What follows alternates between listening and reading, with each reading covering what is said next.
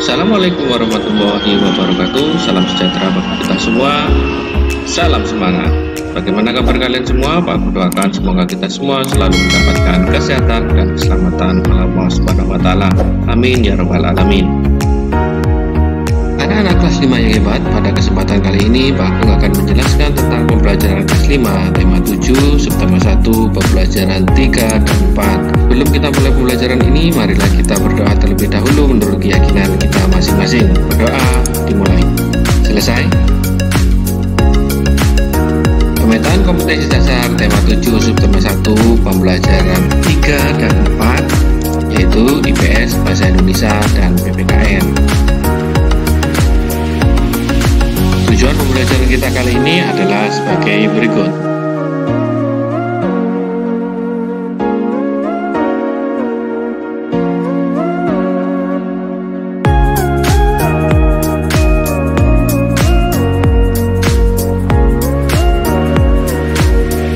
Baik anak-anak, apakah kalian sudah siap untuk menerima materi hari ini dari Pak Agung? Jika kalian sudah siap, mari anak-anak kalian saksikan pembelajaran ini dari awal sampai akhir, karena di akhir pembelajaran nanti ada tugas-tugas yang harus kalian kerjakan. Selamat menyaksikan. Kita masuk untuk pembelajaran ketiga, muatan pelajaran Bahasa Indonesia, PPKN, dan IPS. Berbagai kebijakan pemerintah kolonial telah menyengsarakan rakyat Indonesia. Salah satunya sistem tanam paksa yang dilaksanakan pemerintah kolonial Belanda. Apakah sistem tanam paksa itu? Apa pengaruhnya terhadap kehidupan rakyat Indonesia? Untuk bisa menjawab pertanyaan tersebut, mari kalian simak pembelajaran berikut ini. Sistem tanam paksa pemerintah kolonial Belanda. Ayo membaca. Nah, perhatikan gambar ini anak-anak. Pada masa kepemimpinan Johannes van den Bosch, Belanda memperkenalkan sistem tanam paksa. Sistem tanam paksa pertama kali diperkenalkan di Jawa dan dikembangkan di daerah-daerah lain di luar Jawa. Di Sumatera Barat, sistem tanam paksa dimulai sejak tahun 1847. Saat itu, penduduk yang telah lama menanam kopi secara bebas dipaksa menanam kopi untuk diserahkan kepada pemerintah kolonial. Sistem yang hampir sama juga dilaksanakan di tempat lain seperti Minahasa, Lampung, dan Palembang. Penyimpangan pelaksanaan tanam paksa. 1. Jatah tanah untuk tanaman ekspor melebihi 1/5 tanah garapan, apalagi jika tanahnya subur. 2. Rakyat lebih banyak mencurahkan perhatian, tenaga, dan waktunya untuk tanaman ekspor, sehingga banyak yang tidak sempat mengerjakan sawah dan ladang sendiri.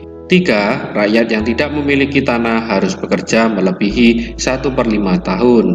4. Waktu pelaksanaan tanam paksa ternyata melebihi waktu tanam padi atau 3 bulan. Bab tanaman-tanaman perkebunan memerlukan perawatan terus-menerus. 5. Setiap kelebihan hasil panen dari jumlah pajak yang harus dibayarkan kembali kepada rakyat ternyata tidak dikembalikan kepada rakyat.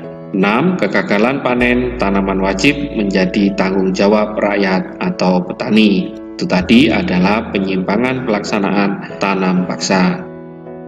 Akibat penyimpangan pelaksanaan tanam paksa tersebut antara lain: 1. Banyak tanah terbengkalai sehingga panen gagal. 2. Rakyat makin menderita. 3. Wabah penyakit merajalela. 4. Bahaya kelaparan melanda Cirebon dan memaksa rakyat mengungsi ke daerah lain untuk menyelamatkan diri. 5. Kelaparan hebat juga terjadi di Grobogan yang mengakibatkan banyak kematian sehingga jumlah penduduk menurun tajam. Tanam paksa yang diterapkan Belanda di Indonesia ternyata mengakibatkan aksi penentangan. Berkat adanya kecaman dari berbagai pihak, akhirnya pemerintah Belanda menghapus tanam paksa secara bertahap. Salah satu tokoh Belanda yang menentang sistem tanam paksa adalah Douwe Dekker dengan nama samaran Multatuli. Douwe Dekker menentang tanam paksa dengan mengarang buku berjudul Max Havelaar. Edward Douwe Dekker mengajukan tuntutan kepada pemerintah kolonial Belanda untuk lebih memperhatikan kehidupan bangsa Indonesia karena kejayaan negeri Belanda itu merupakan hasil tetesan keringat rakyat Indonesia. Dia mengusulkan langkah-langkah untuk membalas budi baik bangsa Indonesia. Douwe Dekker mengusulkan langkah-langkah untuk membalas budi baik bangsa Indonesia. Langkah-langkah tersebut adalah sebagai berikut. A. Pendidikan atau edukasi. B. Membangun saluran pengairan atau irigasi. C. Memindahkan penduduk dari daerah yang padat ke daerah yang jarang penduduknya atau yang disebut dengan transmigrasi. Nah, sekarang perhatikan anak-anak, di sini ada skema tentang bacaan yang tadi kita baca. Ayo menulis. Di sini ada pertanyaan anak-anak. Yang pertama, perhatikan di sini. Apakah tanam paksa itu? Sistem tanam paksa adalah peraturan yang dikeluarkan oleh Gubernur Jenderal Johannes van den Bos pada tahun 1830. Sistem ini mewajibkan seluruh penduduk yang menanam kopi, tebu, teh, tarum, dan tanaman komoditas ekspor lainnya untuk diserahkan kepada pemerintah kolonial. Siapakah yang menerapkan tanam paksa? Jawabannya adalah pemerintah kolonial Belanda. Bagaimana tanam paksa dilaksanakan? Pada tahun 1830 mulai diterapkan aturan kerja rodi atau kerja paksa yang disebut kulturstelsel. Pencetusnya adalah Johannes van den Bos. Kemudian pertanyaan berikutnya, di manakah tanam paksa dilaksanakan? Tanam paksa dilaksanakan di Pulau Jawa, Sumatera Barat, Cirebon, Demak, Grobogan, Lampung, dan Palembang. Apa akibat tanam paksa? Berbagai penyimpangan yang terjadi pada sistem tanam paksa menyebabkan penderitaan yang sangat besar untuk rakyat Indonesia yang berada di pedesaan, khususnya di Pulau Jawa. Kemudian anak-anak menimbulkan bahaya kelaparan dan juga penyakit terjadi di mana-mana yang menyebabkan angka kematian yang sangat besar. Siapakah penentang tanam paksa? Nah, salah satu tokoh Belanda yang menentang sistem tanam paksa adalah Douwe Dekker dengan nama samaran Multatuli. Itu tadi adalah pertanyaan dan pembahasan dari bacaan yang tadi kita baca. Nah, sekarang kita akan menginjak pada materi selanjutnya, yaitu peristiwa perlawanan terhadap Portugis. Perlawanan rakyat Malaka. Setelah Malaka dapat dikuasai oleh Portugis pada tahun 1511, terjadilah persaingan dagang antara pedagang-pedagang Portugis dan pedagang di Nusantara. Portugis ingin selalu menguasai perdagangan, maka terjadilah perlawanan-perlawanan terhadap Portugis. Perlawanan rakyat Aceh. Perlawanan tersebut antara lain sebagai berikut. Sultan Ali Muhayyad Shah pada tahun 1514 sampai 1528 berhasil membebaskan Aceh dari upaya penguasaan bangsa Portugis. B. Sultan Alauddin Riayat Shah pada tahun 1537 sampai 1568 berani menentang dan mengusir Portugis yang bersekutu dengan Johor. C. Sultan Iskandar Muda pada tahun 1607 sampai 1636. Raja kerajaan Aceh yang terkenal sangat gigih melawan Portugis adalah Iskandar Muda. Pada tahun 1615 dan 1629, Iskandar Muda melakukan serangan terhadap Portugis di Malaka. Perlawanan rakyat Ternate. Pada awalnya, Portugis diterima dengan baik oleh raja setempat dan diizinkan mendirikan benteng. Namun, lama-kelamaan rakyat Ternate mengadakan perlawanan karena Portugis serakah, ikut campur dalam pemerintahan, membenci agama rakyat Ternate, dan bersikap sewenang-wenang. Rakyat Ternate dipimpin oleh Sultan Hairun bersatu dengan Tidore melawan Portugis sehingga Portugis terdesak. Pada waktu terdesak, Portugis mendatangkan bantuan dari Malaka dipimpin oleh Antoni Galvo sehingga Portugis mampu bertahan di Maluku. Pada tahun 1565, rakyat Ternate bangkit kembali di bawah pimpinan Sultan Hairun. Portugis berusaha menangkap Sultan Hairun, tetapi rakyat bangkit untuk melawan Portugis dan berhasil membebaskan Sultan Hairun dan tawanan lainnya. Akan tetapi, Portugis melakukan tindakan licik dengan mengajak Sultan Hairun berunding. Dalam perundingan, Sultan Hairun ditangkap dan dibunuh. Perlawanan rakyat Ternate dilanjutkan di bawah pimpinan Sultan Baabullah, putra Sultan Hairun. Pada tahun 1574, benteng Portugis dapat direbut. Kemudian Portugis menyingkir ke Hitu dan akhirnya menguasai dan menetap di timur-timur sampai tahun 1975. Peristiwa perlawanan terhadap Belanda. Perhatikan di peta di Sumatera Utara, ada perlawanan terhadap Belanda yang dipimpin oleh Sisingamangaraja dari Sumatera Utara. Berikutnya ada perlawanan terhadap Belanda di Banten anak-anak yang dipimpin oleh Sultan Ageng Tirtayasa. Kemudian ada perlawanan terhadap Belanda yang dipimpin oleh Pangeran Diponegoro dari Yogyakarta. Berikutnya ada perlawanan terhadap Belanda yang dipimpin oleh Pangeran Antasari dari Banjarmasin, Kalimantan Selatan. Berikutnya ada perlawanan terhadap Belanda yang dipimpin oleh Sultan Hasanuddin dari Makassar. Berikutnya ada perlawanan terhadap Belanda yang dipimpin oleh Patimura dari Maluku. Berikutnya ada perlawanan terhadap Belanda yang dipimpin oleh Silah Papare dari Papua. Itu tadi adalah peristiwa perlawanan terhadap Belanda yang terjadi di Nusantara. Negara kita sangat luas wilayahnya dan beragam pula sosial budayanya. Seandainya setiap daerah, suku, dan golongan bersatu padu melawan penjajah, niscaya penjajahan dapat kita usir sejak dahulu kala. Tahukah kamu keberagaman sosial budaya yang dimiliki oleh bangsa kita?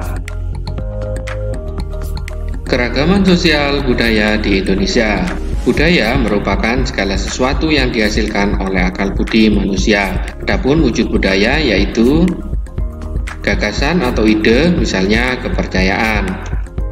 Tindakan, misalnya upacara adat dan seni pertunjukan, serta benda, misalnya pakaian adat dan senjata tradisional.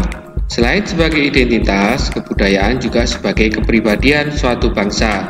Bangsa kita mengembangkan kebudayaan daerah dalam rangka memperkaya kebudayaan nasional. Hubungan antara keduanya sangat erat karena kebudayaan nasional bersumber dari kebudayaan daerah. Kebudayaan nasional lahir sebagai hasil usaha akal budi atau pikiran seluruh bangsa Indonesia yang terdiri atas beragam ras dan suku. Faktor penyebab keragaman bangsa Indonesia. Indonesia merupakan negara kesatuan yang masyarakatnya majemuk. Bangsa Indonesia terdiri atas beberapa suku bangsa yang menyebar dari Sabang atau ujung Sumatera Utara sampai Merauke atau ujung Papua. Faktor keturunan, perbedaan kondisi geografis, dan pengaruh kebudayaan luar. Faktor penyebab keragaman bangsa Indonesia. Faktor keturunan, berdasarkan ciri-ciri fisiknya, masyarakat Indonesia dapat dibedakan menjadi 4 kelompok ras. 1. Kelompok ras Papua Melanizoid, terdapat di Papua, Pulau Aru, Pulau Kai. 2. Kelompok ras Negroid, antara lain orang Semang di Semenanjung Malaka, orang Mikopsi di Kepulauan Andaman. 3. Kelompok ras Wedoid, antara lain orang Sakai di Siak, Riau, orang Kubu di Sumatera Selatan dan Jambi, orang Tomuna di Pulau Muna, orang Enggano di Pulau Enggano, dan orang Mentawai di Kepulauan Mentawai. 4. Kelompok ras Melayu Mongoloid. Ras Mongoloid di Indonesia terdiri dari 2 golongan, yaitu ras Proto-Melayu atau Melayu Tua, terdiri dari suku Batak, Toraja, dan Dayak. Sedangkan ras Deutro Melayu atau Melayu Muda terdiri dari suku Bugis, Madura, Jawa, dan Bali. Di samping kelompok ras di atas, masyarakat Indonesia juga terdiri atas kelompok warga keturunan Cina atau ras Mongoloid, warga keturunan Arab, Pakistan, India atau ras Kaukasoid, dan sebagainya yang hidup berdampingan membaur menjadi warga negara Indonesia. Masyarakat Indonesia tidak mengenal superioritas suatu ras dan tidak menganut paham rasialisme. Nah, perhatikan gambar di sini ada ras khusus anak-anak. Ada Bushman, Bedoid, Polinesia, dan Ainu. Kemudian ada ras Mongoloid, Asiatik Mongoloid, Malayan Mongoloid, dan American Mongoloid. Kemudian ada ras Kaukasoid, ada Nordik, Mediterranean, ada Alpin, dan ada Indik. Kemudian ada ras Negroid, Negrito, Afrika Negroid, dan Melanesian. Masyarakat Indonesia yang majemuk terdiri atas beberapa suku bangsa atau etnis. Tiap-tiap suku bangsa memiliki bahasa dan adat istiadat serta budaya yang berbeda. Di suatu daerah mungkin terdapat beberapa suku. Sebagai contoh, di Sumatera terdapat suku Aceh, suku Melayu, dan suku Batak. Di Pulau Jawa terdapat suku Betawi, suku Sunda, suku Osing, dan suku Jawa. Nah, ini adalah gambar dari suku-suku yang ada di Indonesia. Perbedaan kondisi geografis. Perbedaan kondisi geografis turut berdampak pada munculnya berbagai ragam mata pencarian. Contohnya perikanan, pertanian, kehutanan, dan perdagangan. Pada setiap bidang tersebut, mereka akan mengembangkan corak kebudayaan yang khas dan cocok dengan kondisi geografis lingkungan tempat tinggalnya. Bangsa Indonesia adalah contoh bangsa yang terbuka. Keterbukaan ini dapat dilihat dari besarnya pengaruh asing dalam membentuk keberagaman masyarakat di seluruh wilayah Indonesia. Pengaruh asing yang pertama ialah ketika orang-orang dari India, Cina, dan Arab kemudian disusul oleh orang-orang dari Eropa. Bangsa-bangsa tersebut datang dengan membawa kebudayaan masing-masing. Itu tadi adalah pembahasan tentang pengaruh kebudayaan luar yang berada di Indonesia.